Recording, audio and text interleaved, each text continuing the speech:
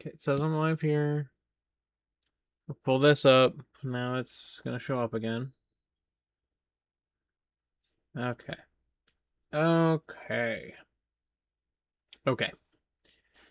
All right.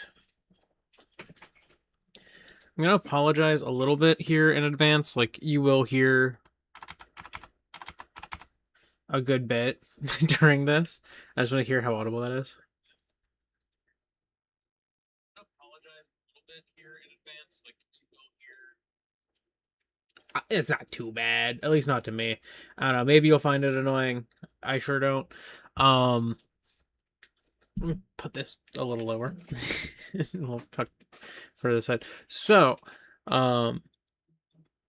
this is exceedingly late. I am well aware. So I'm going to preface with the why I am so late to make this stream. And the answer is literally, I'll just start by reading you a little bit of the script I had. Where are we?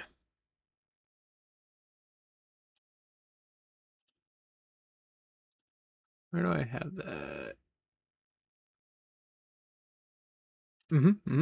So this was originally going to be a video that I had tentatively called 10 small things I noticed about Pokemon Winds and Waves, or 10 small graphical details I noticed in Pokemon Winds and Waves.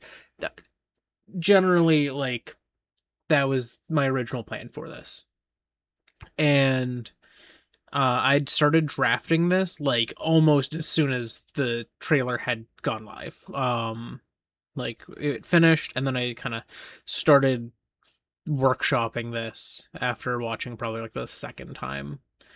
So it was originally just like a video where I was gonna list things that I'd seen in Pokemon Winds and Waves, like during that reveal trailer, and then I said, I gotta share the stream too. I'm realizing, bear with me.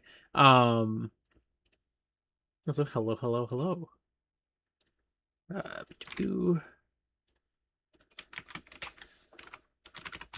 So I call it on this, like, I don't know, like a mini analysis, just an analysis. I don't know, because it's my original plan for the video is not some super long analysis thing. This here might end up being a little more in depth and a little longer because of the fact that I'm not just looking at 10 things that I noticed, and I can just stare at the trailer here and go through different things.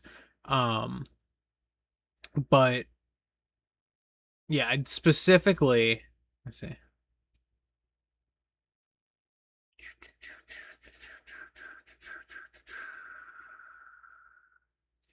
I think it's actually in the outro of my script. Yeah, I explicitly state, sorry this took a while. I did actually start writing it just after the first trailer, but life really came in swinging to push this back as much as possible, which is true. So my original plan was to try to do something close to February. That's also not too far from the time that we started to having the house hunt, so I had extra less time, because our lease formally had ended, or not had formally ended, but like was formally set to end in like April, and our landlord was not able to extend it extensively, so we kind of started looking for houses like March into April. So that kind of pushed things more in the I don't have much time direction, and then all the other stuff that has happened since then. And so then my next plan was like, I'll record it before I start streaming again. You know, once I have my computer set up and I'm not going to be streaming, I might as well. And then I had other things come up that took time, you know, in that time frame, so that extra was not feasible. So then yesterday I had the day off work for Juneteenth, and I was like, you know what, this might be a good opportunity to try to record this. You know, Gwen was at work. I was at home. I wasn't really doing much else. And so I did try probably for like 30 minutes or so to record it, and I just wasn't feeling it. Like, cats were being cats and stuff, which normally happens when I'm trying to record audio if I do a pre-recorded video. But I just wasn't feeling doing it pre-recorded, especially when it's this late at this point. So I kind of settled on, I'm just gonna look at this on stream instead. So I am gonna loosely try to follow my original things. So I'm gonna point those out first, but what I'm gonna do even before that point is actually just rewatch the actual trailer portion of this video, and then I will start over. Also, I will note this video is at 60 FPS. It is not a 60 FPS trailer. And that's not necessarily saying that this game is 30 FPS. Because if I remember, the first reveal for Pocopia was at 30 FPS, even though the game runs at 60. Most of the time, the game is running at 60. So I just wanted to point out that while this does run at 30, it's unclear whether or not it's going to actually be running at 30. But I'm going to reach in here. Also, I don't know how loud this is. I should compare on my thing. That's pretty loud. I'm going to cut the volume here in like half. I think that's a bit better. All right.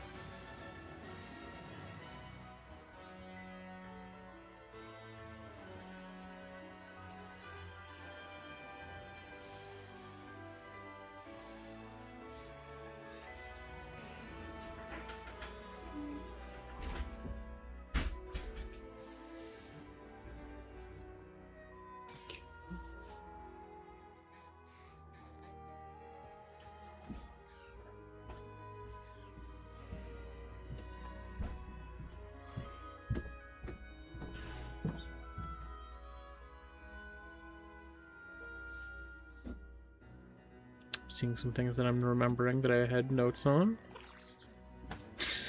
They sure did.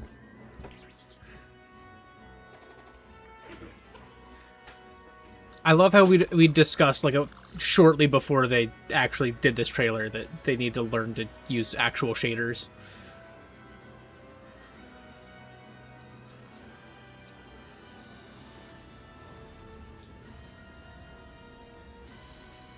Also, because of this sequence, I had a dive pun in my script.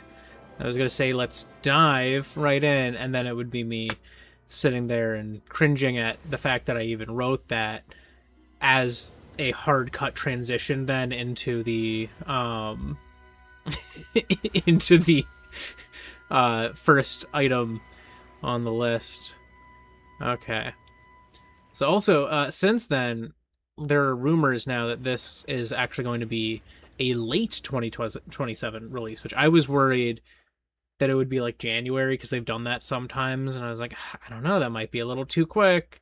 But it may not be too quick, actually. So the first thing I wanted to look at, I think this shot is really, yeah, these shots are pretty clear with it. So the first thing I had noted, and I don't know if these are technically what I think they are, like from just a technical standpoint, but I'm pretty sure these clouds are volumetric or some sort of volume-driven cloud system. There's a better shot. I think it's the one that's here. Yeah, where the clouds are moving faster. So something I noticed about the clouds and the way they move is they kind of like ripple as though they're a set model that's moving through something that then renders voxels based on like collision or something. I don't know how else to describe it. So like, say I had like this system in the sky. Like, I don't know if I've got a random object. So like I've got this little um like adapter thing for my wireless option for my mouse, where I could plug this in to the cable and plug the um like mouse wireless adapter in, and then have a half wired, like basically using the normal mouse cable as an extender. um but so it's kind of like, a trapezoid this way, very rectangular from all other ways. And what I'm thinking is that basically, say the cloud was modeled, and this was angled like this. So this is like moving through the skybox in a straight line, and where it enters like a cube in the sky, it renders a little blob of cloud that smoothly connects with the other clouds.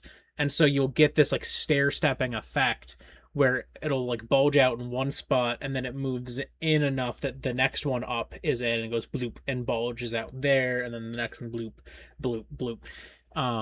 I'm wondering if that's what they're doing for these clouds, because it's a very different cloud system. It's a little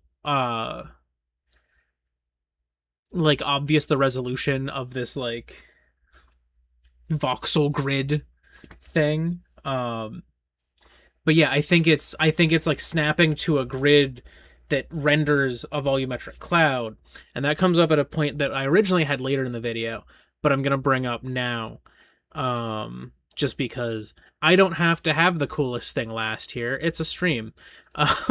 So this Gyarados cloud that you can see here in the distance, obviously, so there's been a lot of theories as to what those are. Maybe they're raid indicators, or maybe they're, you know, outbreak indicators.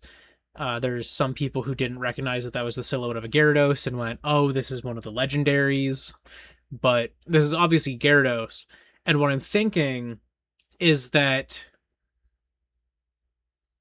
and I kind of hope that this has no meaning, but it probably does, like, considering that it's a different color from the other clouds. But one of the things that I'm kind of hoping is that sometimes they just take one of the Pokemon models in like a given pose and then put that into this like cloud rendering grid and scoot it through the sky, creating a cloud the shape of that Pokemon. I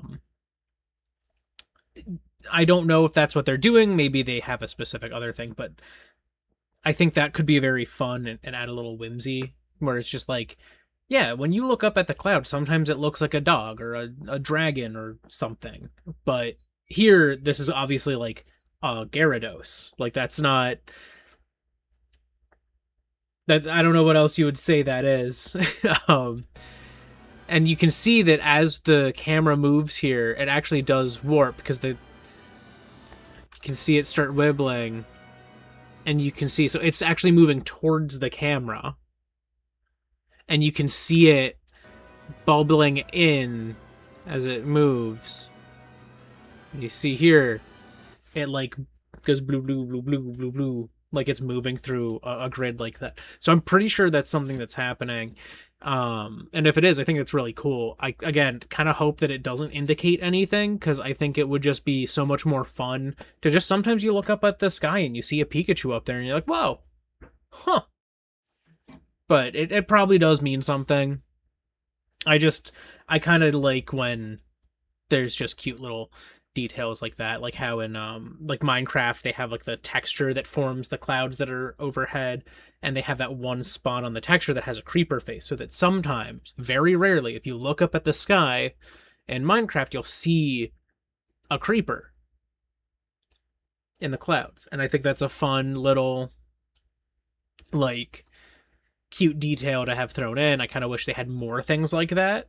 Maybe sometimes it makes like the cow face, or sometimes it makes like a zombie face, which I guess that's just almost Steve's face. I don't know. I think it would be fun if they had a little more there, but that's kind of the my goal for it, is that it's just a cute little thing that they threw in because it would be fun and cute.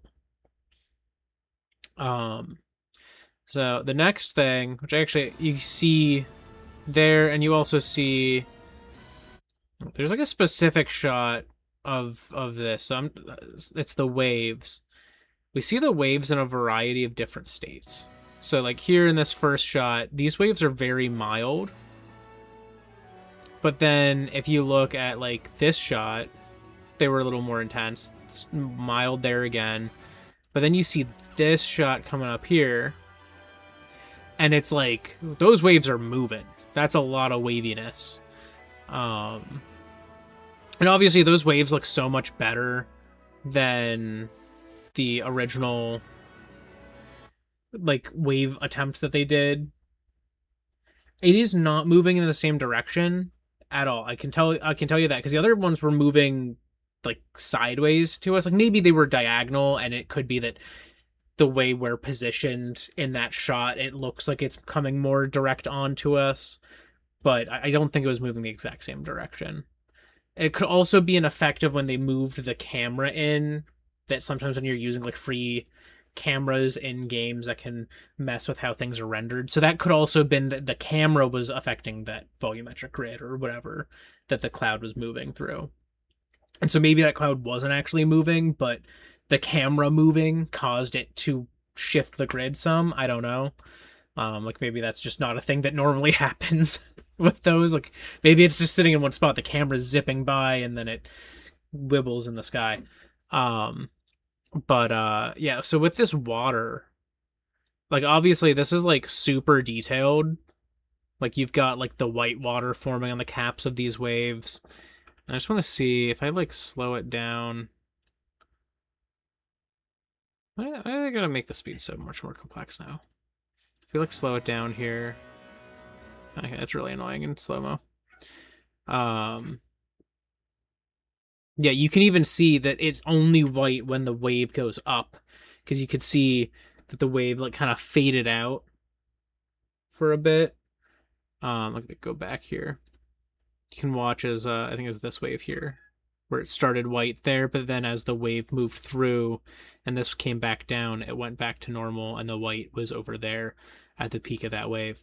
So very like good waves. But one thing that I'm really hoping for, and we don't see directly in this, but we do see waves in a variety of different states where like sometimes they're really calm and just basically ripples. You know, which could be, oh well, we're close to the shores.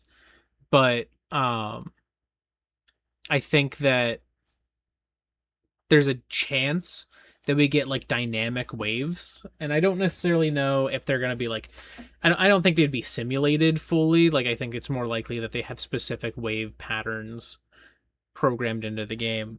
But I think, you know, looking at how Mario Kart World had like, oh, it's stormy, so the waves are big, and oh, like a bomb went off and it made a big ripple. Like I think it would be fun if there was some level of, in this weather condition the waves are worse, in this weather condition they're calmer, like type vibes. And like maybe it's like if it's windy out you get big waves, which is actually what makes most of the waves you see in the ocean is the wind. So like maybe could be a direct interplay where like, oh, the weather is windy and so the waves are really going. You know, I think that would be a really cool thing that would fit within what they're going for in this game. But like obviously that's like the most noted thing from this trailer is, wow, the water looks really good. Because it does look really good. Like that's beautiful. Like the way it even lifts the whale, like the Whalemer and the Whalelord in that shot, because they're floating in it, like the way they kind of went up and down with it. Awesome. I really hope that there's that level of interplay between your character and your Pokemon in the water. Like if you are on the water, like, I don't know, surfing with a Pokemon or whatever, if there's some instance where you're in the water, which I imagine that given that there's clearly dive is going to be the case, I'm curious if like, you know, the waves are going to actually impact how you interact and like how you're moving and stuff. Can the waves push you? Do they make you go up and down? Like, is that actually a thing? Um, but I just want to note this is so much better than Scarlet and Violet waves. Scarlet and Violet had the worst. It was a flat plane of water. Okay, it's not the worst, but it was a flat plane of water that would sometimes just go up and down to simulate like the water coming in, going out. Um, and then paired with this like 2D effect of just like water like rolling over the shore and like making the little bubbles. But that effect looked so bad up close. I don't know why it was so bad up close because it didn't look bad from a distance. You'd see it and be like, "Wow, that's not bad," and then you get up close and it just felt really weird. Um, but yeah, no, I definitely think that it would make sense for them to do some sort of like simulation ish stuff. I don't think there would be cases where it's like I had my Voltorb you'd use self destruct in the water and then it like affected the waves. If it did, that would be crazy, but I do not expect that. I don't expect them to go to that level of like the Mario Kart detail, but I expect that there's going to be some level of like maybe you can ramp off waves. Like imagine if this game had the uh like wakeboarding that they had in like Wii Sports Sans motion controls as like an option, like instead of surfing, like if you were wakeboarding with your Pokemon. I know that there's some people theorizing that like the little boards, I see, the trainers hold them in their artwork, but you can see it right here. This is like a hoverboard thing, and that you can, and that like it would be like tethered to a Pokemon or something um, to move. I could also see it just being you're straight up on a hoverboard. But if they do that, you could basically Mantine surf without Mantine. You could just be surfing. Hello. What are you doing? Yeah. Okay. um, but like you could basically be like surfing, ramping off the waves, doing cool tricks and stuff, maybe to give yourself like a speed boost or something. I think that would be really cool. Um, and I think that the people who were talking about that were saying that like maybe underwater, like a Pokemon carries like pushes or not pushes, but like pulls you along underwater or something.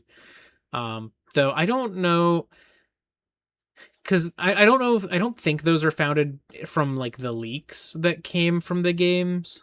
Um, but I know that I don't understand how that would make sense because like what if you don't have a Pokemon that can do that? I guess like well you needed a Pokemon that had dive. So like maybe it's like they could do what they did in like BDSP where there's like a specific Pokemon helping you or like Alola where you have to ride Pokemon. So like maybe they could have a system like that where it's like oh you're summoning like I don't know a Magikarp to come tow your board as you're underwater or something.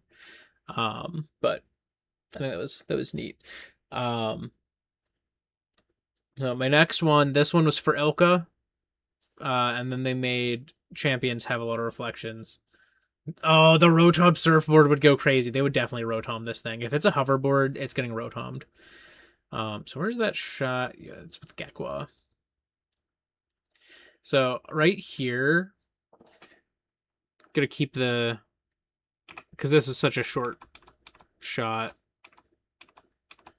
So you can also see I have to push twice. So this is rendered at 30 FPS. I don't know if this game runs at 30 FPS or if this game is just having its trailer at 30.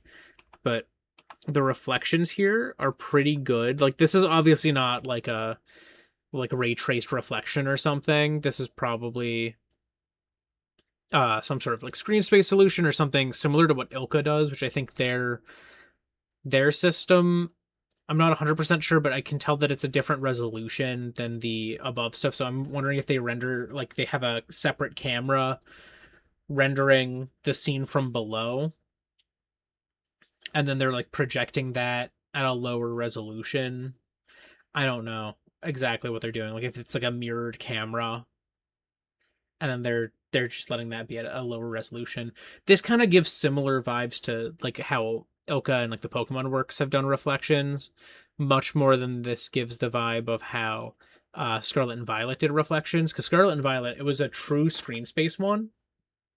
So if a Pokemon had a part of their underside that you couldn't see, it would literally like dither out into nothingness. But then if you like rotated to see more of the below of a Pokemon, you would also see more of their reflection. So it's kind of like a weird approach to it. And they could be doing something similar to that here, but I'm not seeing any of the hallmarks of that. Like there is some noise here, but I think that's just compression, you know? Um, but then also just like the way the like sunlight reflects off the water, like in this shot. Yeah, I have to put the playback speed to normal. Like in this shot here, you got these like beautiful like rippling waves, and they reflect very nicely. Like this is like some GameCube water. And I'm not saying GameCube water is in like rendered like it's on a GameCube, but like you know how like every GameCube and also like Wii game, they made the water like just beautiful. Like you just want to like scoop it into a cup and drink it, even if it's salt water. Like they really brought that type of water back for this. But like the way the sunlight reflects here and here, both are really nice.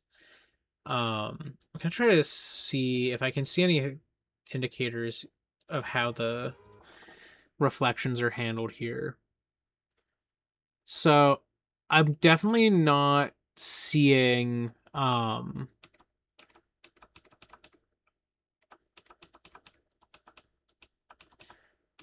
anything that again like really makes me scream, oh, these are probably like screen space reflections. I don't know, it's the caustics? I think it's the caustics of the water is what I was specifically thinking of. But they're honestly, wait, let me look.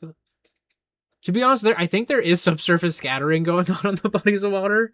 I'm not gonna let you, because like look at how the you can see the stems of these lily pads in shadow against the surface of the water, but then they also like fade into it. So I'm wondering if they are doing some more complex like shader work on how this is rendered.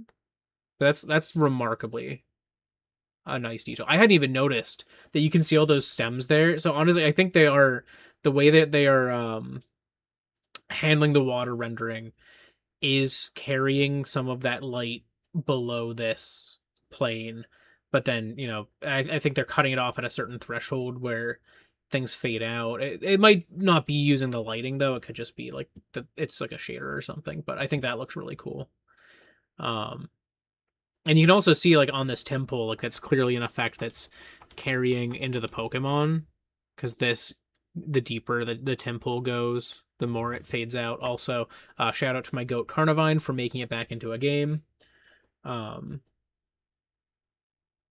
That's true. Yeah, the waves would definitely have a better shot for that. Where's that shot with I think the best one for that would be the shot that has the Whalmer and the Wailord.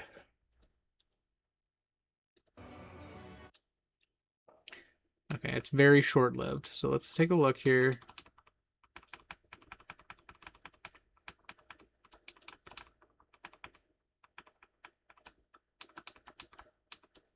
Honestly, I think it might, because you can see, like, there's a highlight here, then a low light, then a highlight, and I don't know if that's just reflecting, like, water caustics, but it's hard to tell. Like, I feel like we'd need, like, a even closer shot where you can really see one of the waves in, like, a very dramatic way.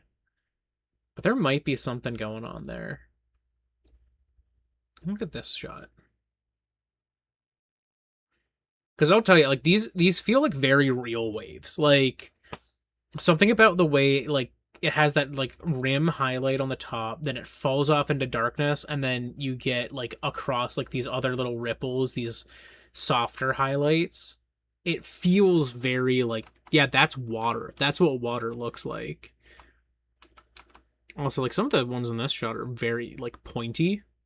So this is what I'm talking about, like where maybe there's going to be times or weather conditions where the water gets like much more aggressive. Also, I'm thinking that they are doing something there, because like if you look here, it feels like the highlight picks up as the wave is more high in front of the camera. Not 100% sure, and they could just be like emulating these effects very well without doing any sort of like complex light simulation stuff going on. Like these could be just really well done shaders or things like that that are just giving that vibe, but remarkably complex water rendering there. But yeah, the thing I was saying about reflections to finish up, I think that's one thing. Ilka had their problems and has their problems, and so does the Pokemon Works that they are a part of, that worked on Champions. But I think one thing that they really like doing is material rendering and reflections. Like they loved putting reflections anywhere they could in BDSP. The main battleground in Champions has a layer of glass with a layer of lights below it so that you can get reflections and also like some parallax between the ground layer and the light layer.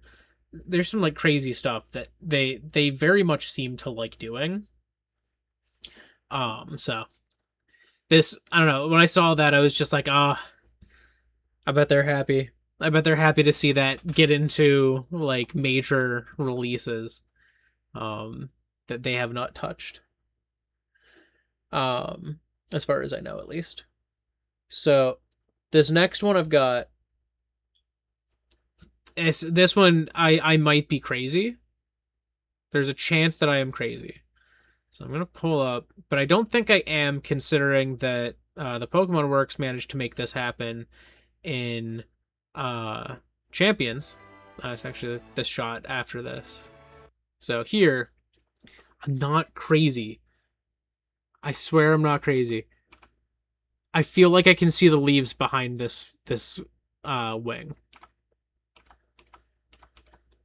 Right? Like you can see those are the leaves behind the wings. Which would mean this is the first main series game to have Pokemon that have translucency since Sword and Shield. Yeah, look at that. You can't tell me that's not a translucent wing. But it could also be the lighting effects, and it's not actually that you're seeing the stuff behind, but the sun is obscuring or is creating shadows, and those shadows are casting onto those wings. And that's what I'm seeing. But I feel like there's translucency again. And this was a lot more of a thing before we confirmed that translucency was in Pokemon Champions, because at that point they hadn't been in any games, not counting like core new releases, since BDSP. Because they removed them in both Pokemon Legends Arceus and in Pokemon Scarlet and Violet. And it led to a lot of people not liking Dragapult as much when they saw it in Scarlet and Violet, as opposed to how it looked in Sword and Shield. And there's so many people who were like convinced that even like when Champions came out, that it was a new model because the tail was translucent on the end. But it was like the same one from Scarlet and Violet, and it's just that Scarlet and Violet, instead of rendering translucency, it would render an inside mesh texture, so that like, or at least in some cases they would do that. So you could sometimes see through something, but you could see other parts of the model that were inside of it still. So like Reuniclus or something wasn't like, you couldn't see the background behind Reuniclus, but if Reuniclus had its arm, you would see the arm type thing. A really good example is Bellybolt. Bellybolt does not look nearly as good in Scarlet and Violet as it should. Champions fixes it a bit, because it's supposed to have one of those like plasma balls as its stomach. And so when you see it from the side, you're supposed to see what's through that glass-like dome that's on its stomach. So you actually do get this little like dome effect, and you get that in Champions, that you didn't get that in like Scarlet and Violet at all. But that's something that I think is very important for certain Pokemon designs, like especially things like Dragapult, where you know it doesn't feel like that Pokemon if you don't have that effect. You look at like something like Beedrill, and you don't need it. Beedrill doesn't need it. Its wings, whether they look white or whether they're translucent and white, not the end of the world. Does not change your view. But then when you have something like Dragapult again, where its tail is supposed to fade out of existence and it doesn't fade out, that's a huge detriment because that's a core aspect of its design that you are now leaving out. Um, and there's not a lot of mons in this trailer where we see those sorts of effects, but this is going to be very big for those like few mons that's really important for. Maybe they add some new ones where that's relevant. Actually, another good example of one is Frostmoth. Frostmoth is supposed to have translucent wings that like fade the lower you get on the wing, like the further you get from like the front of the wing. And that mon does not look right if it doesn't have it, because it's meant to be this like almost glass like icy veil that it has as wings. So that's going to be really nice for those mons, as I've been saying, like that utilize that visual rendering detail. Okay, the next one I've got here. Let's jump to... Where's that shot? Where's the shot that I'm looking for here? Hello?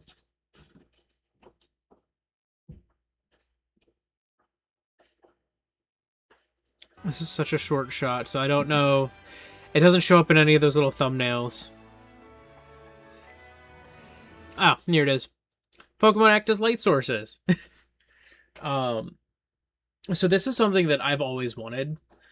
And I've straight up like been so disappointed that they've, for the most part, not done this. But fire type Pokemon have fire on them. Fire make light. They should glow. And it's fine to add like some bloom or something similar to how this like Slugma's got like a glow around it. But what I really want is for them to cast light onto their environments. And if you look, the Slugma does, as does this little Centiskorch. Sizzlipede. And what I really also want to note here is that they glow in different colors. So different Pokemon with different colors of fire are going to cast different colors of light, possibly. Which is going to be super important if you've got like a shiny that's a different color. Like obviously, Slugma's shiny is not orange. It's gray, so it should cast a less saturated light. And not only that, when it evolves, it's purple. And that should not cast a warm tone light if it's this shade of purple. So I'm hoping that that's going to be really cool. If you get like a shiny Slugma or you get a shiny Magcargo, it's going to look really good in this.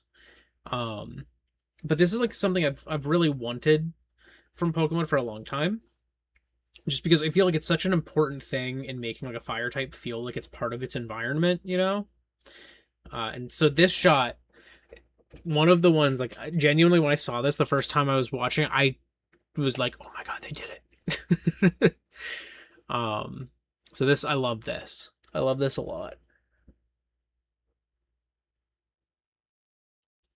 Also a thing I do want to note, we don't know what resolution this game runs at. The screenshots they released with this, I think, were 1080p. But I don't think if this is running Switch 2 1080p, it's also running 30. I mean, there are a lot of third-party games that do run like 1080p 30 on Switch 2 utilizing DLSS, but I don't know that that's what this game is doing. I feel like this game is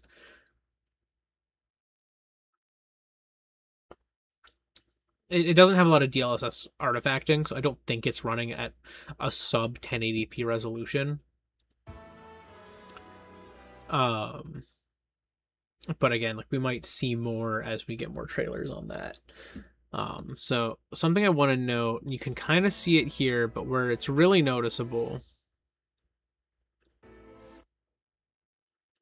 because this is not like the greatest lighting for that. So you can see here a little bit that like Tangela's vines cast shadows onto Tangela.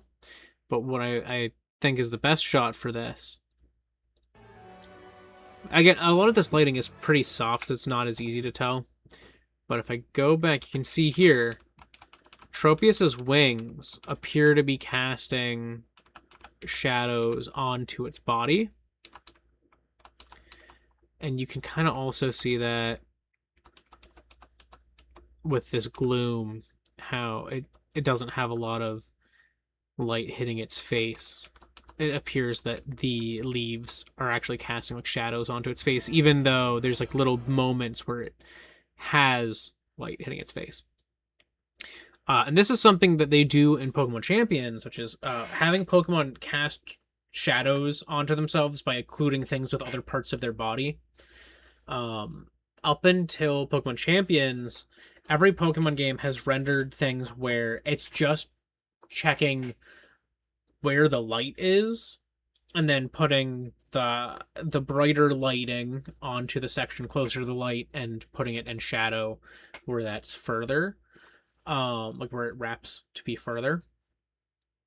But it didn't, like if you had like Machamp and its arms are in front of its other arms, you would still have highlight going down the entire lower set of arms that were covered. Yeah, welcome back.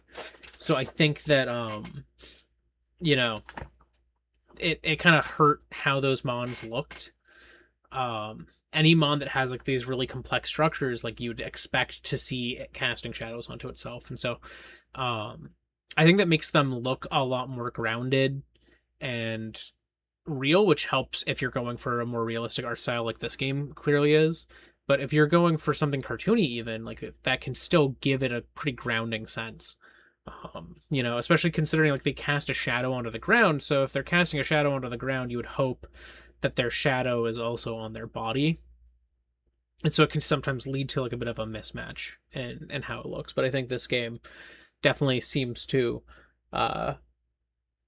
resolve that.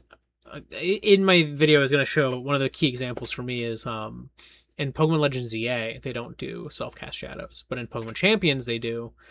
So if you look at Mega Meganium in ZA, the flowers as they like go down are just so bright and almost out of place feeling, like it's too much. But they look much better to me if I see them in Champions, where the top flower is casting a shadow onto the middle flower, is casting a shadow onto the next one down. So it's like it creates this cascade of growing shadows that just makes it, I don't know, feel more coherent and not like just like tacked onto the body. So I think that's very important for those more complex designs. Like in my thing, I said like, you know, as soon as I see a Tangela in this game, the soonest possible opportunity for me to just stare at one, I'm gonna be like, pull out the in-game camera, zoom in on that thing, look at how its shadows are, you know, being cast from its vines. But then also in this shot, I want to note the leaves. Tropius's leaves, and this is also something apparently that Champions does.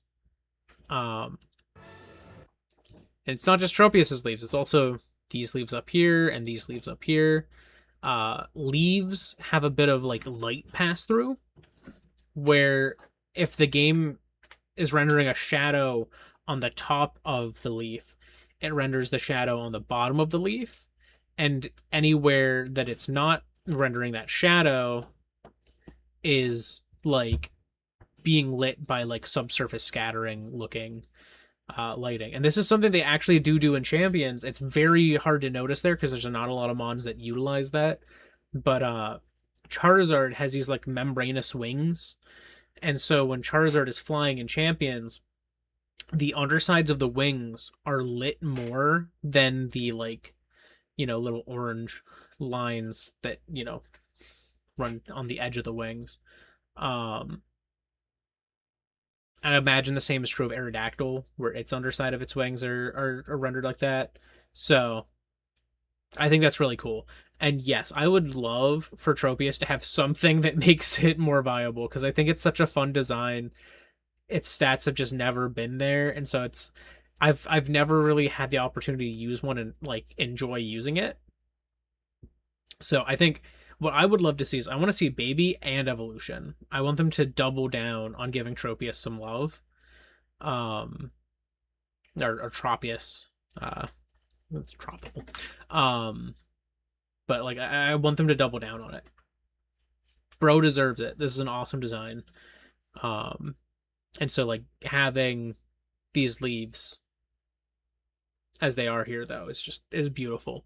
And I think they could do a lot with that if they evolve it and give it like more wing or something like that really like catches the light. I think there's so much they could do. The next note I had, and this I have to jump to. I mean, you can obviously see a little bit here between Tropius and Gloom, but what matters here to me is this shot. I actually did go through and yes, I can get to that at a certain point. But this shot here of Wailmer and Wailord, at least relative to each other, these Pokemon are to scale. So I am wondering, and you can also see like Tangela here is decently big, Oddish is pretty small. The Pikachu in this shot feels pretty small. But the thing that matters most with Pokemon scaling is typically big things aren't scaled correctly. And you can see there's like these Wailord in the distance here, and they look quite large. These Tynamo look quite small. You know, you've got this little Krabby here, much smaller than this like Frillish. So what I'm thinking is that Pokemon are actually to scale in this game, which has been a huge point of contention for a lot of fans for a long time. It's something that I know Champions is actually, as far as I can tell, to scale. And so that's something that I'm really excited for. And the thing is, it's not that they have no sense of scale, because that's a common way people see it, is they look at it and they go, wow, they just can't get these scales right. But what I think is actually the case isn't that they're getting the scales wrong. It's that the Pokemon models have a scale. Like, if you don't scale the model at all, if you just put it into a model viewer, the models that they have made are all to scale. 1 meter in the model viewer is 1 meter IRL. So it's really easy to take a Pokemon model and have it be to scale. You don't have to do anything. There's no added work to have it be to scale. It is added work to scale them smaller or larger. And that is what they have been doing, is they have been scaling down Pokemon manually. Or not necessarily manually. I think what they're actually doing is in Pokemon Sun and Moon, they didn't have a circle anymore. But it was pretty clear that Pokemon that had a large, like wide footprint were the ones that were the smallest. They didn't seem to care about height as much as we saw with Alolan Exeggutor. So that was when I realized, I think what they were doing is that they had like this circle, you know, like how when Pokemon would come out, they would stand on a circle for a lot of the games. Back in X and Y, that was the case, and into Omega Ruby Alpha Sapphire, but they took it away for Sun and Moon. But they kept that circle ideology. And I think what they were doing is that if important aspects of the Pokemon's body were outside of the circle, you scale it down until they're inside of the circle. So, for example, the Pokemon Guzzlord, who's really big, was scaled down a lot because a lot of its body is really wide. And they didn't care so much about the tail hanging out, but what they cared about was the body being too far outside of the circle. So they shrank the body down until it and its arms were within this circle, and then the tail would just hang out of the circle and they didn't care. The same thing was true with Alolan Exeggutor. Like its body, as long as it fit within the circle, they didn't care where the tail went, and then the neck could be as long as they wanted it to be. So I think that's what they've been doing, is they've been downscaling Pokemon in most cases to fit within like an imaginary circle that you could put around them. And then for smaller Pokemon, they've been scaling them up so that they don't feel too small. Scarlet and Violet does less upscaling of Pokemon, but it still kept some of the downscaling. For example, the Pokemon Dondozo, its head should be 8 feet tall. Dondozo is massive. Like Dondozo next to Tatsugiri. Tatsugiri is literally like this long. And Dondozo's head is 8 feet tall. And then the rest of the body is like 30 feet long. How it looks in Scarlet and Violet, the body is maybe 15 feet long. Like it's a half scale almost. So that's actually one of the ones I really hope shows up in Winds and Waves is Dondozo, specifically because Dondozo and Wailord are going to be so huge, and I think that would be so cool to just have them like next to each other. But Pokemon Champions, as far as I can tell, doesn't have any downscaling. Some people get upset about some of the models potentially being upscaled, like Rotom's alternate forms are possibly upscaled, but it's a very, I don't know. I think it's pretty cool to see them more to scale, and I think that's what we are seeing with this game as well. But the next thing I want to look at, this is a very minor one. It's a very minor one. Look at this shot coming up here. Let's go back a few frames. Those are footprints. Footprints are back. I grew up on Gen 4. I think this was also in Gen 3, but I didn't grow up on Gen 3. I played it after I'd played Gen 4, except for Fire Red, Leaf Green. There's not a lot of sand there. But Gen 4, I just remember leaving footprints in the sand.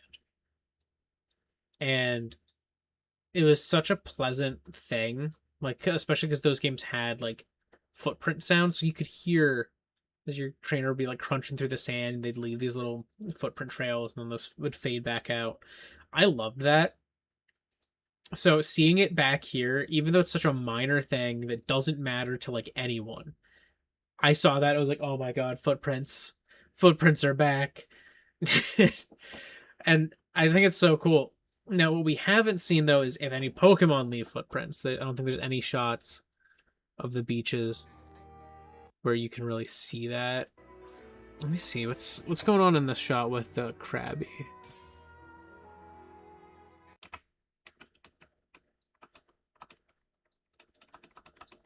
Yeah, I don't see any footprints, but also we're not at an angle where it would be very easy to see if they did leave them. I don't see any there either.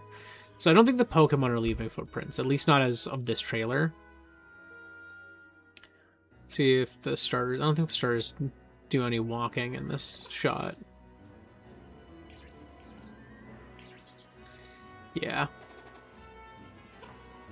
So it's not really noticeable if there is anything.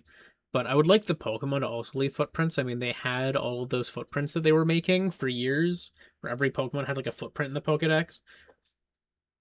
I'd love to see them bring that back, and actually have the Pokemon leave their footprint behind as they move.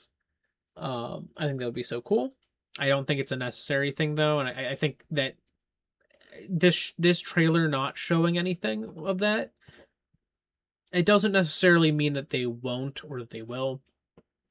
This trailer is obviously like 2 years, like, before the game comes out almost, because this was February 2025. The game's not coming out February 2026, and the game's not coming out until September 2027. So it's a long time in the oven where they can add additional polish like that. So who's to say if that's going to still be the case? I know that in X and Y, when they first showed it, and when a Pokemon would come out and like the little grass would be in the circle, you could see the outline of a Pokemon through the grass, and that was not the case in the final release. So there's part of me that's wondering if this could be, some of these visuals that we're seeing here are early game stuff, not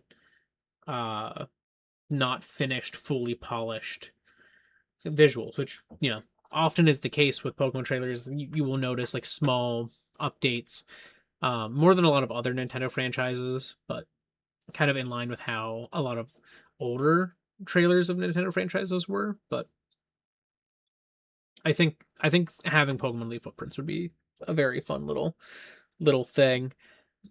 Um, and then yeah, the last thing I had was the shaped clouds, like the Gyarados cloud. But that's kind of all the things that I had initially written up for my trailer. But there's a few things I do want to note here. So this section underwater, I'm just gonna play out.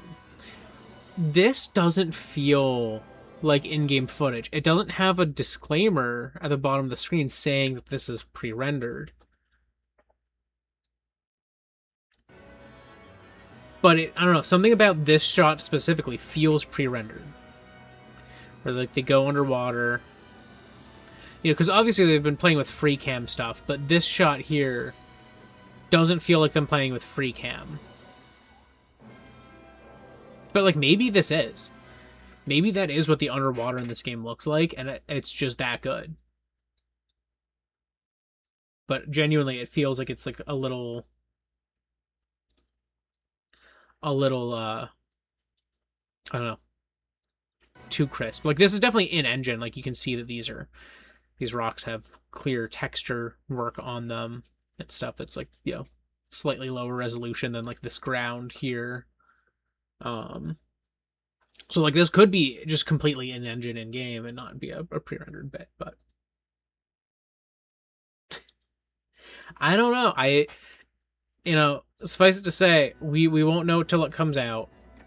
But also, I just want to note, some people have been saying that they don't have materials on these Pokemon, but you can see here Gekwa, its tail has scales when the light catches it. So they do have textures. They just toned them down because people didn't like it as much, possibly, and that might be part of it. But they do have scales. So, but it's hard to say. I know that people were initially saying that there were a lot of bugs and glitches in Legends ZA. There were some. There were a few that showed up only if you were playing the Switch 1 version, but most of the clips of the glitches from ZA were from people emulating the Switch 1 version on machines that couldn't handle it as well. So that was actually a big cause of a lot of the bugs and glitches that you would see for ZA. There were still some that would show up naturally, but a lot of the worst clips that were out there were from emulator. And the same was actually true of Scarlet and Violet. All of the clips of like people's trainers like folding in on themselves were emulated and not on hardware. I don't think there's been any verified claims of that glitch in the base version of Scarlet and Violet on hardware. Not that those games were flawless on release. They had so many bugs and glitches. But genuinely, Winds and Waves, I'm feeling really confident in, both from how this trailer is, but also the fact that, they're not aiming to release until potentially late 2027. And even if they were releasing early 2027, Winds and Waves would have guaranteed had the longest development cycle of any Pokemon main series game ever released. Like, actually. The previous record, I'm pretty sure, is Legends ZA. So there's a decent chance that Winds and Waves are actually going to be, like, relatively speaking, low in glitches and bugs. It's not guaranteed. They could still have their problems, but there is a chance that these games will be much better in terms of performance, in terms of presence of bugs and glitches, relative to where the series has been recently. And I think that's good, because obviously this was announced on a big anniversary of, Pokemon, where it's what, the 30th anniversary now. So it's these games. I would hope that they really push themselves on. It's giving me the vibes that they are, which is really exciting for me.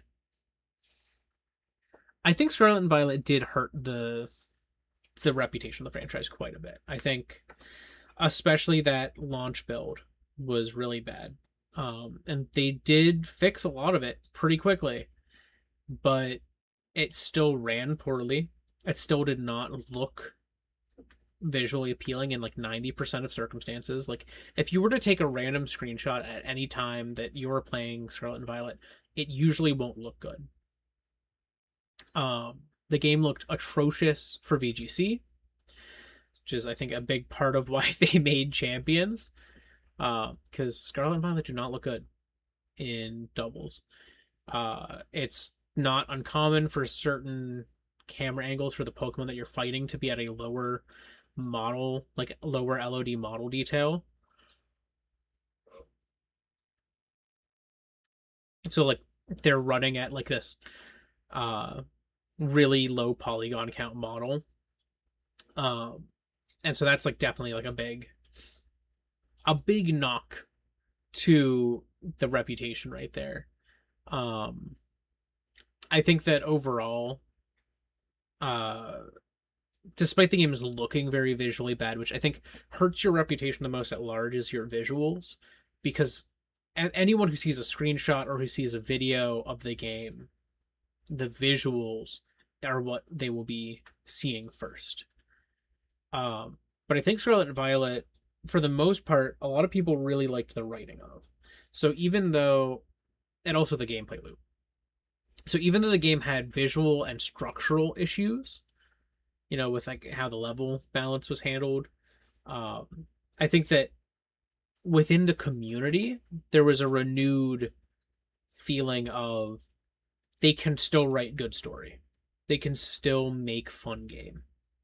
Even in spite of all of these problems. Like, I would genuinely say that even though the launch build was atrocious, Pokemon Violet is the single most fun experience I have ever had in the launch week of a Pokemon game. And a key reason behind that is when the game came out, I played starting at midnight release day with my brother, and we were both hanging out in Discord. We were just playing. I think he had Scarlet, I had Violet, and we were just playing the game, but through the like Union Circle, so we could see each other in the overworld. We would fight each other at random points. Like, we would go and be like, "Oh, I'm gonna go fight this gym," and afterwards the other one would have gone some other direction. And so we would like catch back up with each other, and when we did, we would fight with our current team at our current levels. And it was so fun because we were actively, like, we were each other's rivals. And that was an experience you could not have had in any other Pokemon game ever. And that is something you can only do in Scarlet and Violet. And presumably, I hope, Winds and Waves. If Winds and Waves can have that, that is going to be one of the, like, from the fact that this is currently beautiful as it is to me, it could genuinely be an all-timer experience. Just like upfront. Corviknight is pretty cool. Um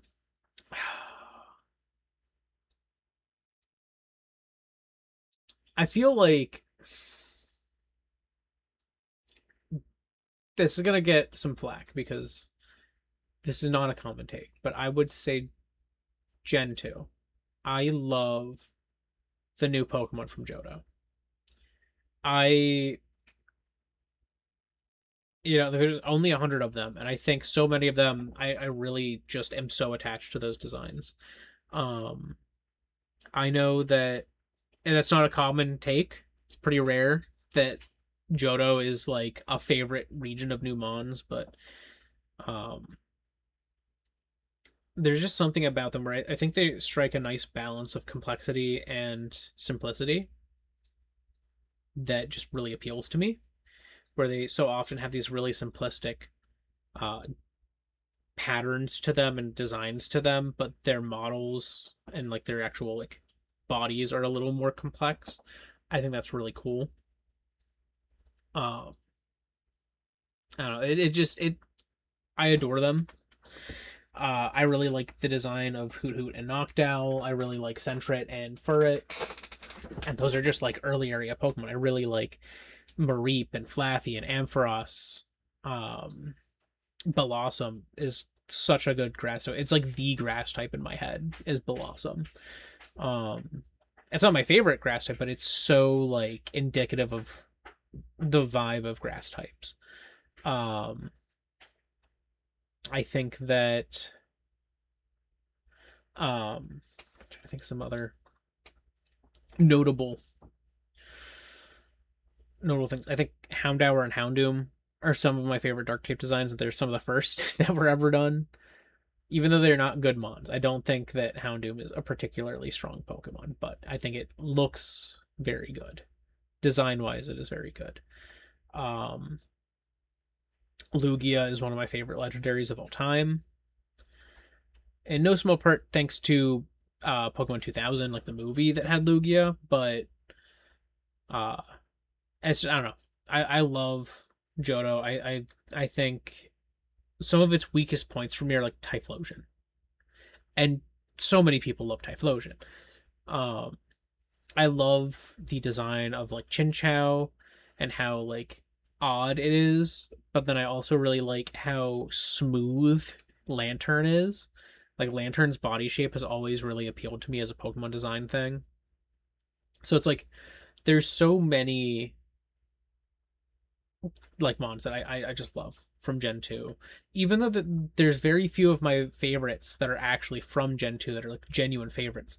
I just think that they really hit it out of the park with the consistency of them, and I just love overall how most of them are designed. Even though like Snubbull is ugly, I really like Granbull's design. I don't think Snubbull's atrocious. It is pretty ugly though, but I really like Granbull, so it kind of balances. Um, but yeah, no, I definitely I think Gen 2 for sure. Um, but yes, I did want to jump back to some of those things that I did mention I would get back to. I'm just going to kind of go in reverse order. So I'm going to start with the have I been mocked for liking something before? Yes, I was bullied a lot in middle and high school. Um, Primarily middle school, but still to a degree in high school. Um, and it wasn't so much that they would like pinpoint that thing and be like, "Oh, you like this." Oh, but it was a contributing thing. Like it was just another thing that was like, "Wow, what a dork, what a dweeb." Um and that included things like Pokemon, uh that included just Nintendo in general. When I was in middle school, there was this huge push because that was the Xbox 360 generation. Um was like late elementary school, early middle school. And so many kids were starting to play like Call of Duty, Halo, these like, first person shooters and these gritty games and these action games and these gory games. And I had a Wii and I played Pokemon and I I didn't have Call of Duty on the DS. So like I had there were definitely a lot of things there that kind of led to a bit of what's the word I'm looking for, like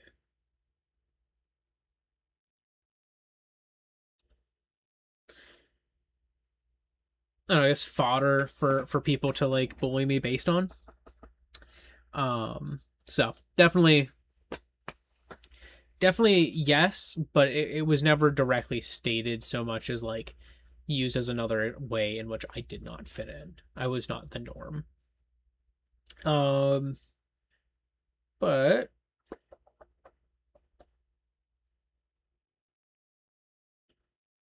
yes, I do remember Yes, we did have that conversation about the trans robot masters possibilities in Mega Man. Um, I definitely think, well, they don't have free will.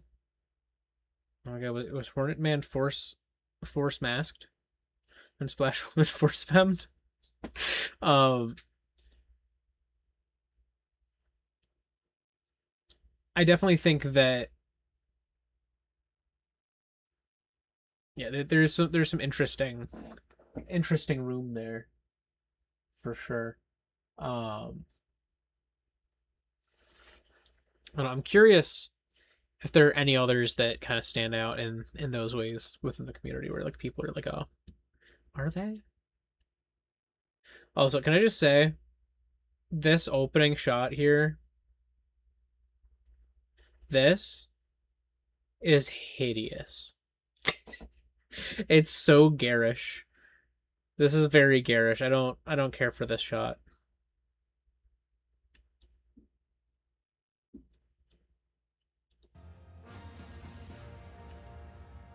The trailer doesn't start looking good until we get to here. I don't even like this shot. Like Pikachu's fur here I'm fine with.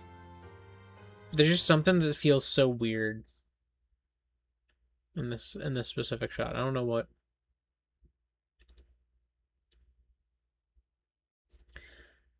Also, I just want to acknowledge, because I haven't paid close attention to this shot. Dusko, Dusko back. I do really like Dusko's design and Dusknoir's design. And actually, interesting note, you can see the eye here is casting that color light onto their masks. That's really cool.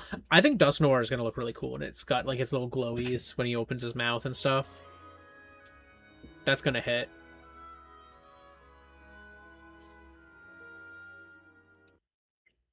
Tundra Man.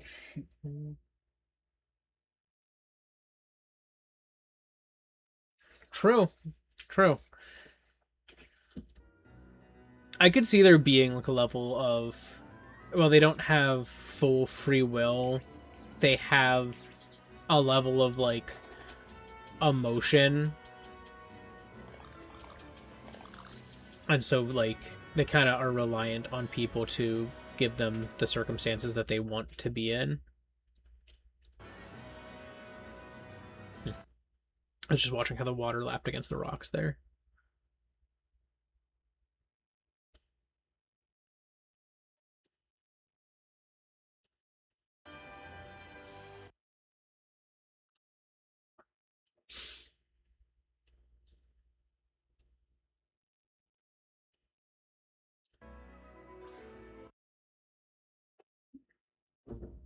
Also, an interesting thing here in this shot is that there are no other Pokemon in it. So there's a chance that this game has the ability for you to catch Pokemon without engaging directly in combat, similar to the Legends games. I kind of hope they don't do that, mostly because I want the Legends games to have something to themselves, um, beyond the fact that they're experimental, but maybe not. Who knows? I suppose he is against putting little creatures into machines. So he kind of is. I've never really thought about that. Because between that and the fact that he's very much so his own guy, independent, and in Pokemon you're like training these Pokemon and stuff, so they are inherently a level of dependence on you. Huh. Sonic do be an anti-Pokemon. Uh, I don't know if there's anything else I could note in this trailer, but I could pull up another random thing that I've been paying attention to. Let's look at those. Let's see what else we got.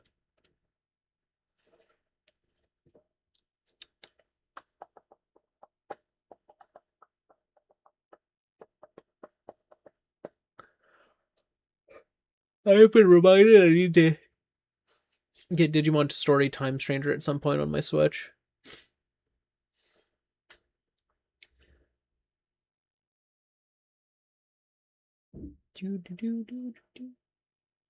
Oh, I do want to note something that was cool that I saw in this.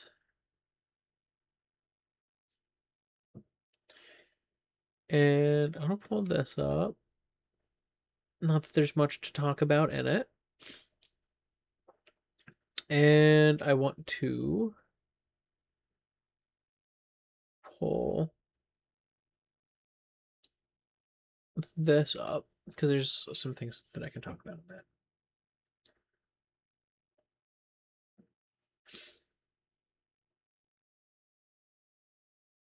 Yes, Sonic X Shadow Generations.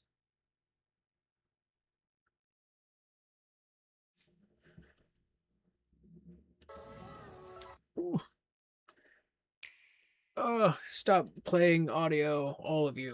Cease, pause, go away. So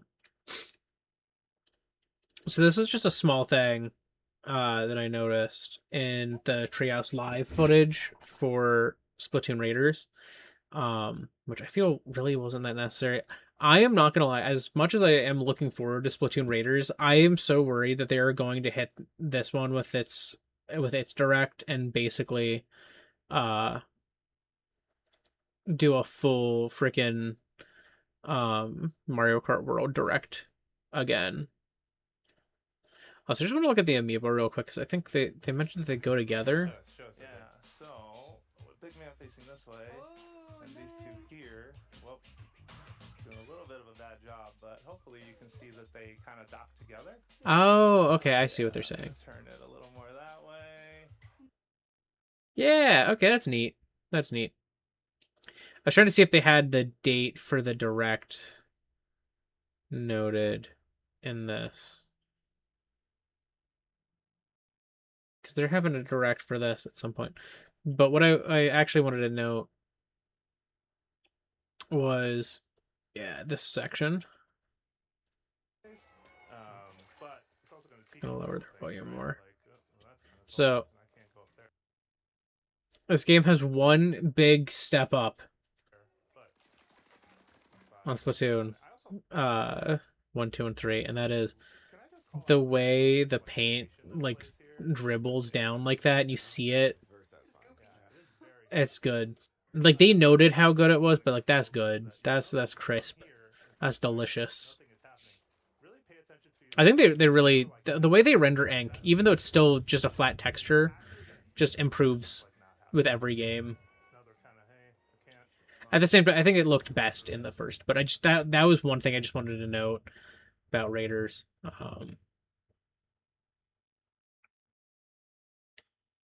How good that looked.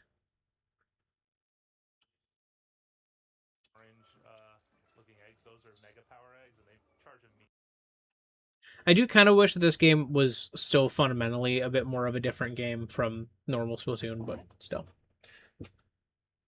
And yes, I think social media has very much so made people more comfortable with disrespecting other people. I think, and it's not just social media. I think it's a broader effect. But I think social media has worsened it. I think it's the internet in general, but I think especially social media has definitely worsened that. I think the more anonymity there is as well, the worse that is. But I just wanted to pull this up and just note this game. This game is so pretty. And you might be going like, oh, well, this is probably just a cutscene. Yeah, probably. It probably is a cutscene. Actually, I want to see. Oh, this bad boy is rocking 60 FPS. You can see that those little glowies are moving at 60.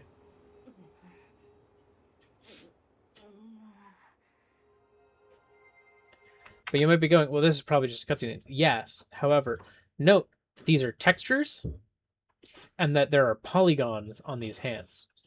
This is an in-engine cutscene. This is not pre-rendered. This is beautiful. Also, the subsurface scattering on his hand when the Triforce blinks there, so good. But I just want to note, a lot of people have been saying that this game is too realistic compared to how it's supposed to look. I just want to mention the original game had very realistic textures on the grass and the ground and the clothes and stuff like that, as much as they could do on the N64.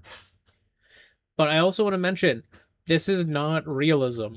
Link's head is huge. That's a big head. That's a big head. I think it's partially the hair. He's got big hair.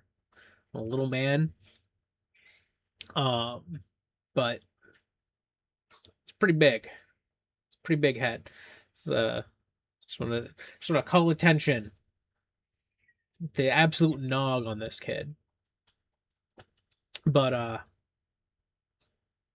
yeah, 4chan is very bad there. Yeah, it's the anonymity there is so much to the detriment of that platform. Yeah, you can also see there's a little bit of fuzz on the lighting here, or on the depth of field effects here. That's how you can tell it's real.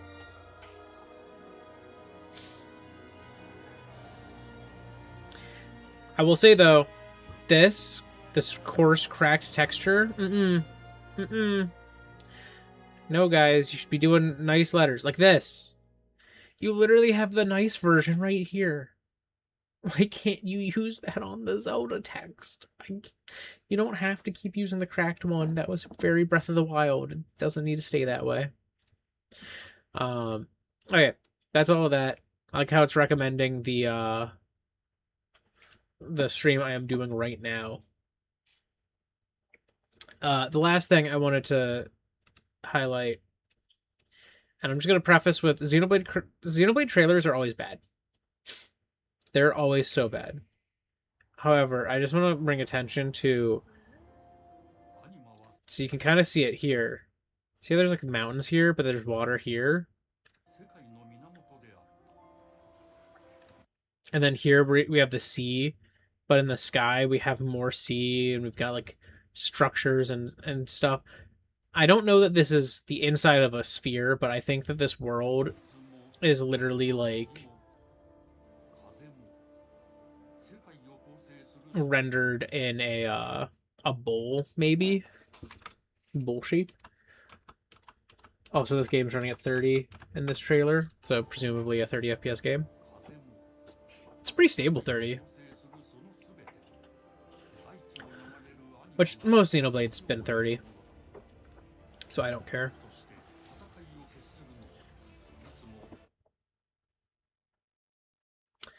My favorite font is actually, you see it used a lot on this channel. At least for stylistic things, I really love Montserrat Alternates. I pronounced it awkwardly because I almost said alternative, but it's Montserrat Alternates. I quite like it. It's what my bottom scroll there is. It's also used, if I remember correctly. Am I using that in the... Oh no, I think I'm using Roboto. Let me see. What fonts am I using on the chat? Because I have some custom CSS in place. The custom CSS is happening on Streamlabs end, so I don't remember exactly. Also, I'm noticing that there's a slight wonkiness there, how that's set up, but whatever. Hello. Unless I shifted how they handle long names. That's fine. I might have to find a way to have it end more cleanly. But I think I'm using Roboto there. That's one of my favorite sans serif fonts. Serif fonts, my favorite is probably Georgia. I'm also really big on Gaudi old style.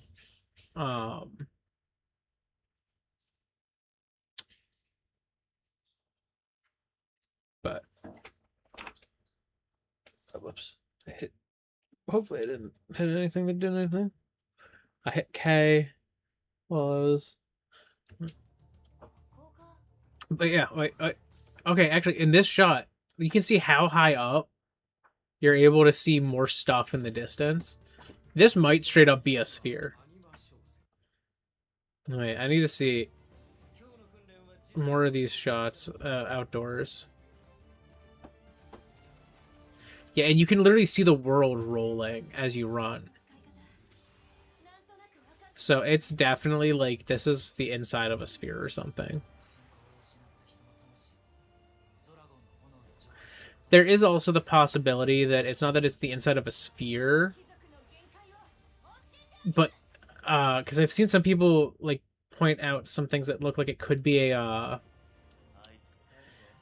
an hourglass, and I think that would be so cool if you have like almost a sphere, and then at the very top above you, like round where the like suns, like the six stars are in the sky, it like rolls over a lip, and then there's another whole lobe up there. I think that would go crazy. Oops, I think that would be insane. Um, I am probably not going to play this game immediately, but I just wanted to point it out because Monolith Soft does not miss with their world design. And I think that's super neat and cool.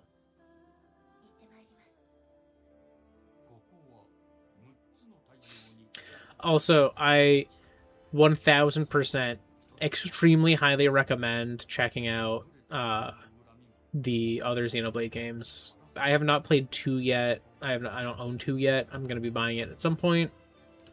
Kind of depends when I can find it a spot to fit into my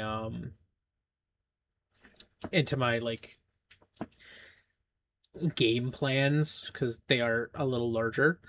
But Xenoblade 1, like, so my first Xenoblade was Xenoblade Chronicles X, and I love that game. I think it's very fun. I think it's very cool.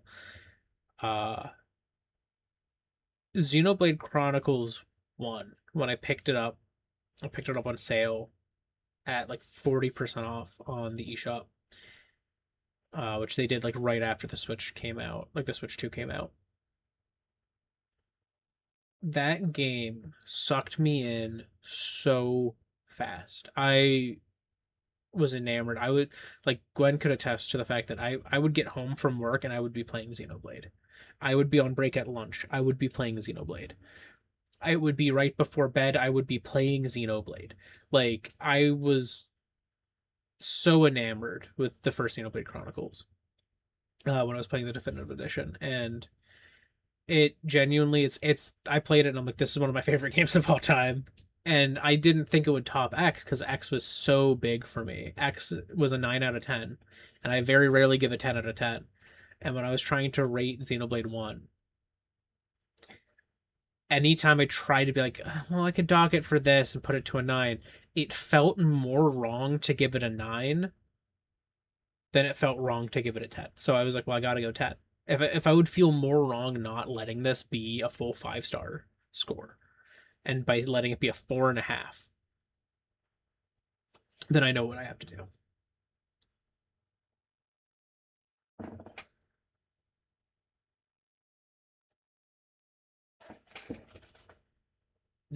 I have to open that one up.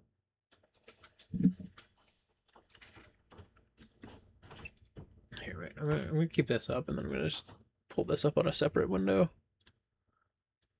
Haha, you can't see this window.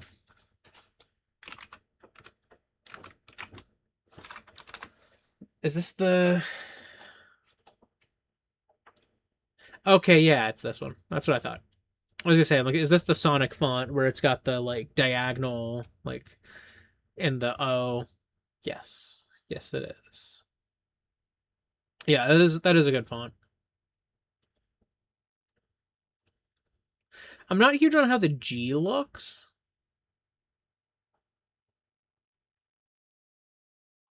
but I guess that is consistent with how the O and the C are rendered. Huh. Interesting. I just feel like it should have that little circle cut out should cut out a tip on that G. That's where I am on that. I've not actually watched the Amazing Digital Circus. I I don't know. I tend to avoid a lot of those sorts of like very big fan base games, or not games, shows. Also sometimes games for a long time. Um, like I tend to just not immediately jump on them because there's always so much drama around them unnecessarily. Like half the time, like there's just so much drama, and I'm like, I don't care to tune into this and understand every single nuance of every fired employee's peeves with the director or whatever. Like I don't know. So I just kind of let it all die down a lot of the time. Then I check it out. Um, but I will say, of the stuff I've seen online about Amazing Digital Circus, I respect its creator a lot. I think Gooseworks. Um, a lot of people don't like how she's responded to like people's like feedback and criticisms. Um, but I think the key thing is that I don't think people were providing feedback. I think they were mad that the show didn't go in ways that they wanted it to. And so that was their criticism, was not that the game, or sorry, it's not that the show was bad for doing a certain thing, but that they didn't do this thing that I wanted. And that's bad. And I think that's a different thing. You can be disappointed that something you wanted to have happen didn't happen and still acknowledge that it's not a bad show for it.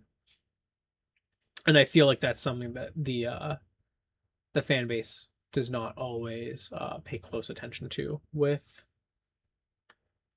Amazing Digital Circus, and honestly, a lot of high fandom games, shows, comics, things like that.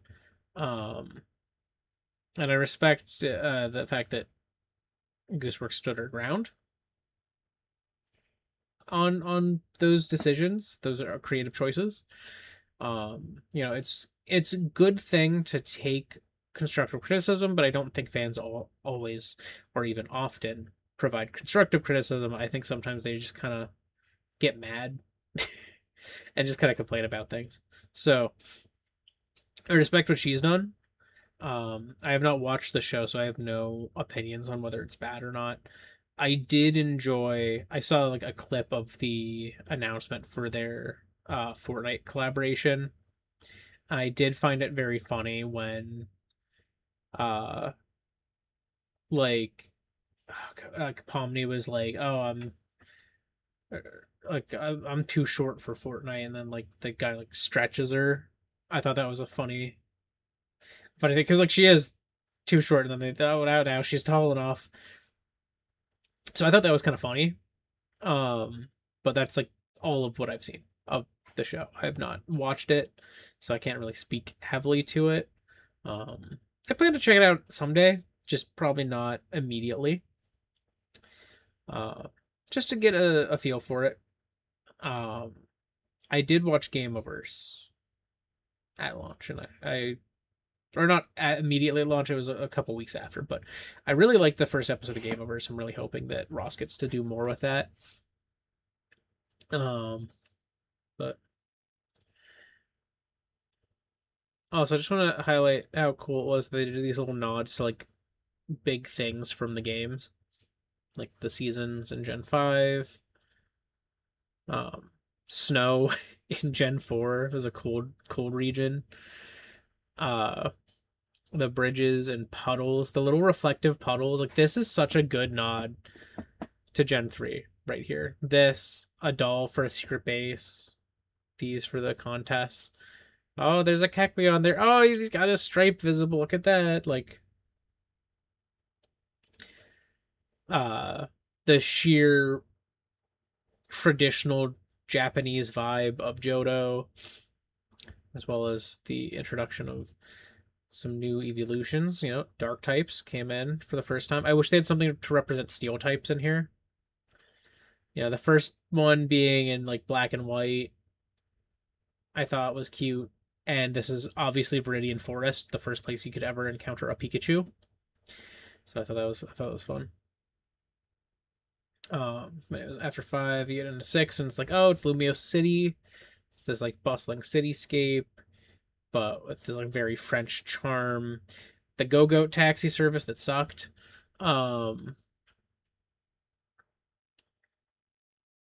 Pokepuffs for Pokemon Me, Furfrou, different flower colors. So Flabebe.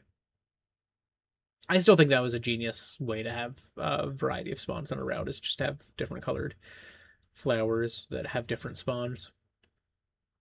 Alola, oh, the Island Challenge, like Alolan forms, relaxing on the beach, the sun. But it's at sunset, so it's like, oh, between day and night. Um, Raids, Gigantamax, Cramorant. Um, is this Hammerlock? I think this is Hammerlock. Raihan is the wild area.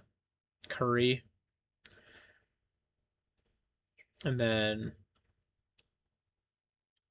Paldea being represented with terrestrialization and Mesagoza sandwiches and the little coin boys.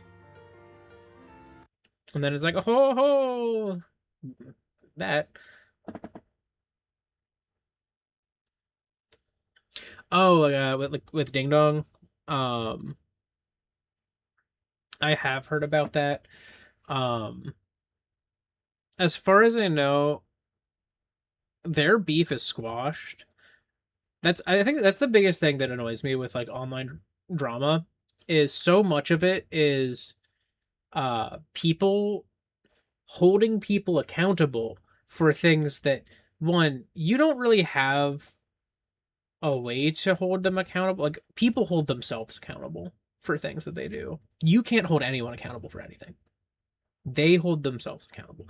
You can shame them into eventually holding themselves accountable, but if someone immediately does hold themselves accountable in a private setting and you don't know, and you are holding them accountable for their actions, you're not doing anything. They've already done something. And I know that's something that happened with Aaron and Ding Dong, because basically the beef there was that like Ding Dong is gay, and at that time was working in the Grumps office, like not directly as a member of Game Grumps, but like that's where like I don't know if Ding Dong was working there or if Ding Dong was just frequently there, but that's where they were developing Dream Daddy, and Ding Dong was a little uncomfortable with uh Aaron kind of as a, at that time, viewed as straight man making a game about gay men, felt a little like fetishized. Um but I just want to my own personal view is, it was a dating sim. What dating sim is not fetishized? Every dating sim, every character is some fetishization of whatever gender it is. The thing that made Dream Daddy special was that it was queer, and also that it's honestly, there's a lot more dating sims exist that are about dating women than there are about dating men. And basically, none of the ones about dating men have a male lead. So I think there was something special in that Dream Daddy was queer. Um, and also, I'm just gonna say, I don't think it's fair to say that it was overly fetishized when Aaron himself is bi. I think it's a little silly to look at someone and say like, oh, you are taking this queer experience and like twisting it for your own monetary gain to a queer man. Even if he hadn't fully come out yet, even if he hadn't fully embraced it yet, he was bi at that time too. And so I think that there's a level to which it's like, yeah, it's fetishized, but it's not fetishized for money. It's fetishized because the team behind it had queer people on it, and they wanted to make a queer game. I don't know, but anyways, getting back to the beef that was between Aaron and Ding Dong. Ding Dong was not super comfortable with how some of that was, and I think Aaron had taken that feedback poorly.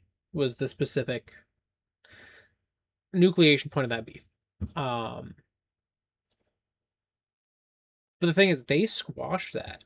Like they talked about it one on one, and it's not like they're friends, following it, but they squashed the beef.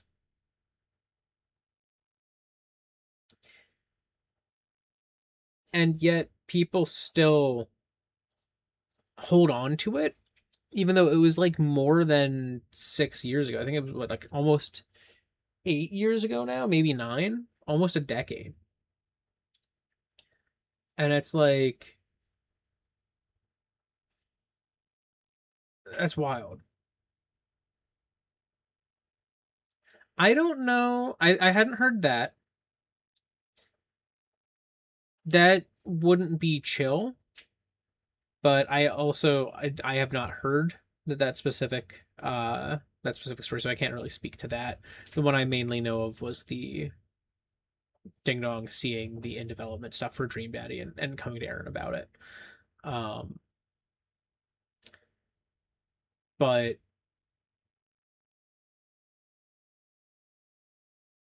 I don't know. I look at a lot of these situations and go, okay, but is there actually like, is there something that I need to be concerned about with this? And usually the answer is no.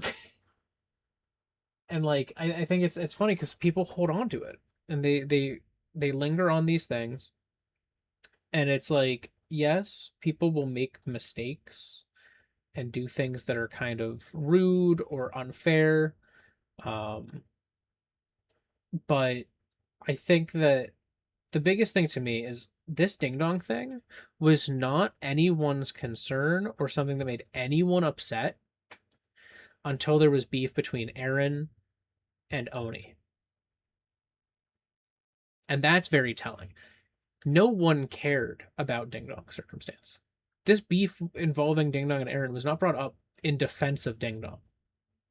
It was brought up in offense against Aaron in support of Oni. And I think that was very unchill. Especially considering that beef had started when Aaron kind of gently said he was a bit embarrassed by the environment that Newgrounds was when he was there, and the way it shaped his content, the way it shaped his humor. He was a bit embarrassed by it and felt bad because some of it was racist, some of it was sexist, some of it was just not chill. Um, and he's spoken a lot about how he kind of regrets how he was when he was in his 20s, like his early 20s and stuff, and late teens when he was on Newgrounds. And Oni didn't like that because he's like, well, that's what made you. But Aaron was like, yeah, and I'm embarrassed that that's what made me. And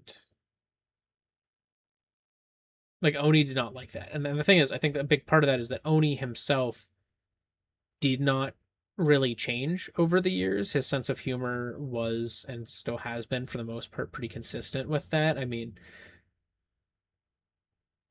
on Oni Plays, he did the modded GTA where he played as Motifa, a like heavyset black woman character model that he would fly around like she had superpowers, and then do like a caricature of a um like black female voice. Um and that was pretty unchill given that was like, at this point maybe 12 years ago. Um if that. No, it wouldn't have been. It would have been like 10 years ago at most. Because I didn't watch anything of Oni's until my last year of high school, maybe, or first year of college. So that sparked some beef. And the thing is, I don't really hold it against Oni anymore because I'm like, it's been 10 years since I really watched Oni. I don't know if he's still doing that kind of stuff. I would hope that he's grown. I'd hope that he changed since then. But I know that the ding dong stuff was not brought up because of the ding dong stuff. It was brought up because people were mad at Aaron because Aaron and Oni disagreed. And the thing is, it was brought up because Aaron was they were saying that he was virtue signaling basically because look at this bad stuff he did to a gay guy. Um, and the thing is, I don't think Aaron would want to out any of the people he knows or his friends or anything like that. I don't think that's something that he would want. Um, because I know personally, that's a thing that terrifies me is like accidentally outing someone, you know? Um, and I would feel so bad if I ever did that.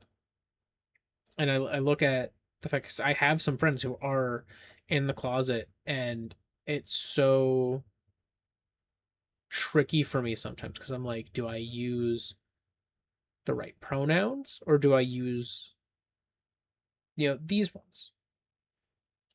Do I like how what do I do in these circumstances? And so there's a lot of stress around that, um, because I don't want to lead to someone being hurt because I accidentally outed them. So I feel like, but the thing is, that kind of stuff happens. It's unavoidable. Humans are fallible. Maybe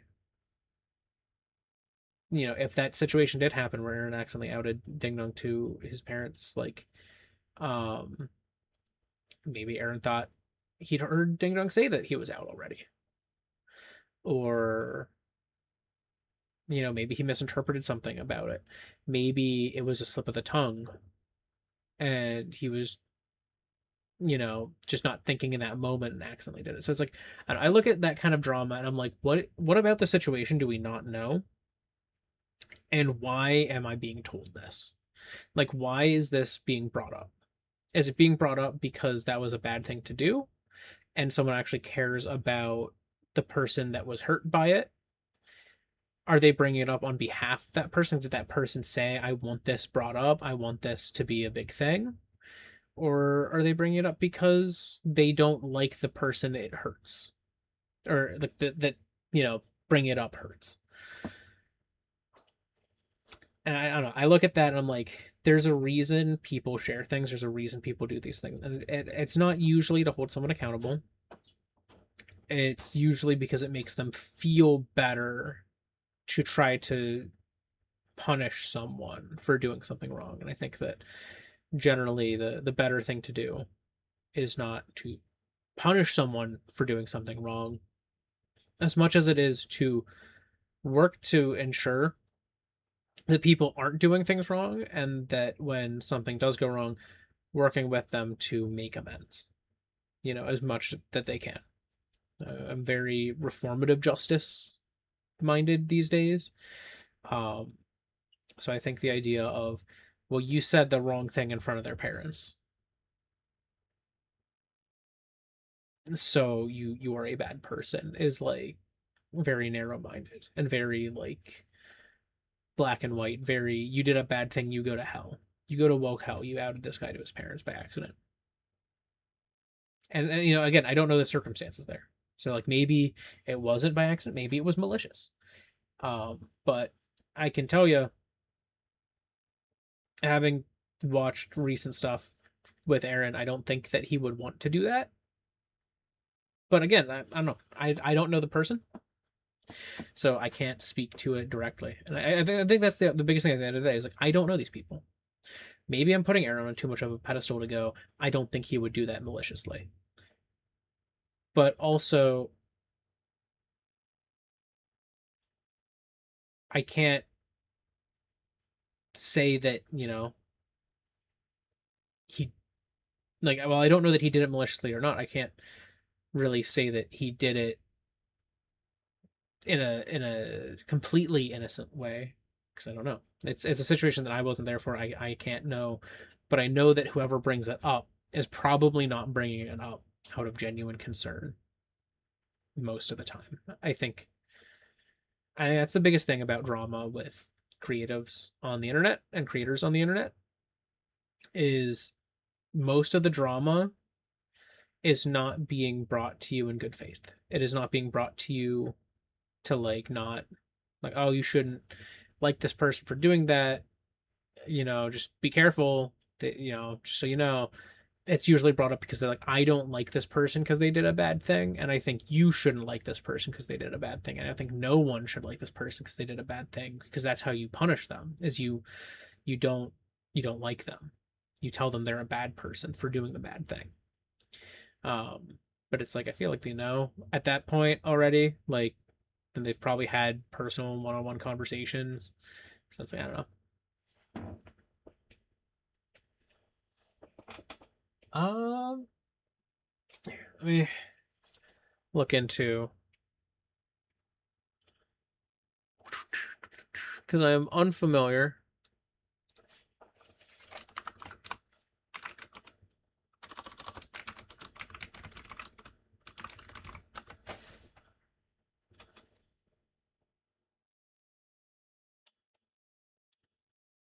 Oh, okay, yes, okay. That's why I knew this name. I was like, the name's not ringing bells, but okay, that. Okay, so yeah, the creator behind um, Battle for Dream Island. I mean, I don't have any major opinions beyond, like, I know that that's a very impactful, like, series within, like, object show stuff. Um, I think that that's a huge, like, I don't know. I'm trying to think of the way to describe it. Like, I think it's I think it's huge because it's like, it's one of those things where I have seen, you know object show fans and BFDI fans from like so many places, so many places, and it's like, well, it might not be something that like most people would fully enjoy or would understand.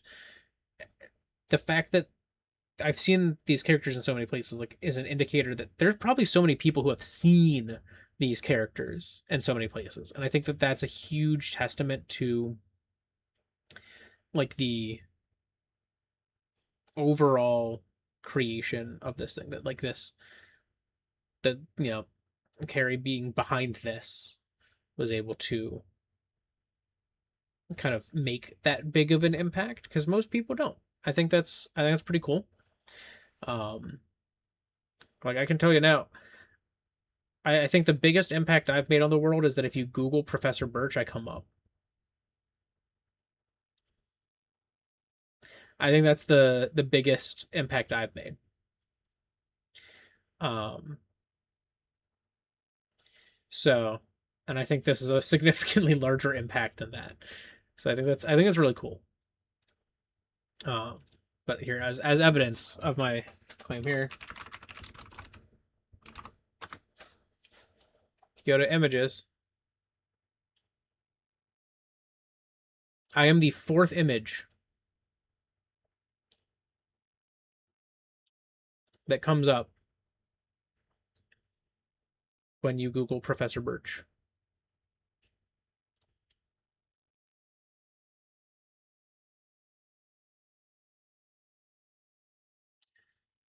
And it's like, I don't come up on the first page of these results, but I do on the image results. I come up very fast. Oh, now I'm the second one because I looked at it. Um,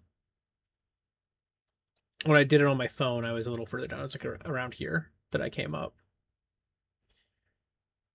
But that's kind of like the that's my biggest thing, because if I go to that Reddit post, um, a lot of people have seen that one.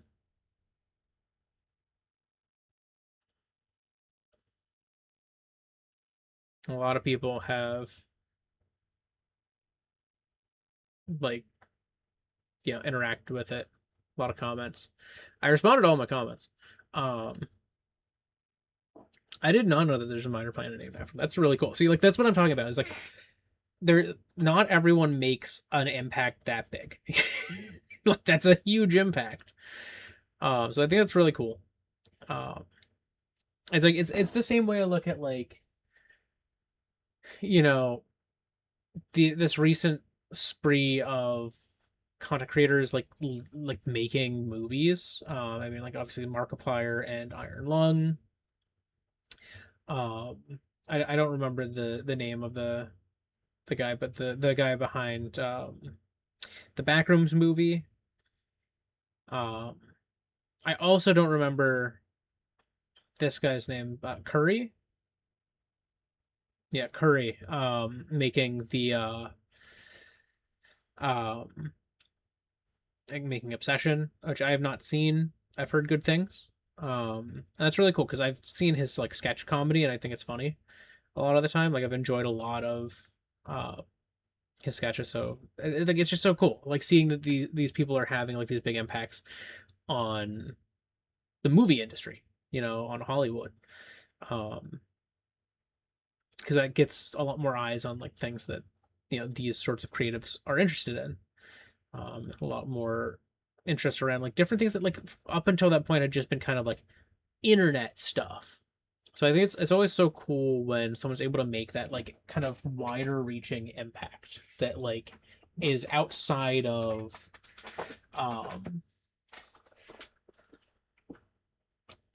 outside of the online sphere that they're normally in. So I think that's super cool. Oh, interesting. That is also cool. So it's like because I feel like I've seen that probably. I've probably seen that tool. Um, because I've definitely seen things like it. Um, but it's just like I think it's remarkable when people are able to kind of like break containment, so to speak, and with their projects or with themselves. So I think it's super cool that Carrie's been able to like have such a broad influence. Um, I don't know a ton of like personal history around Carrie Wong, but no, it's like the specific aspects of like having made BFDI and having such a big influence on like object show stuff and leading to a significant reason that I had seen the characters all over the internet from a variety of different people. And I think that's big. That's a really cool big thing to accomplish. Um but getting to the end of a couple hours here. I'm probably gonna be wrapping up here in a bit. But yeah, no, I appreciate everyone who stopped by and watched me for the first hour or so look at the stuff that I originally had a script for. Um, and then for the second hour, joined me as I just interact with chat for a little while and also looked at random other trailers that have dropped recently and just like looked at a couple things and you know gave my thoughts. Um, yeah, I don't know. At some point, uh, be doing more stuff in a few different games. Um, there's a chance that I'll do a Star Fox stream next Saturday. I'll probably have already beaten the game at least once, but I might give a run or two a try on stream. So yeah, we shall see. But thank you so much if you joined me live or after the fact. Either way is cool with me as long as you had some fun. That said, I'm gonna go do human things as humans do. You probably should too. Trying to think if there's any last things I gotta say here.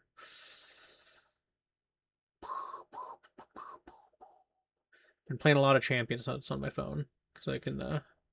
I swap between if I'm doing it on my phone or if I'm doing it on my Switch half the time.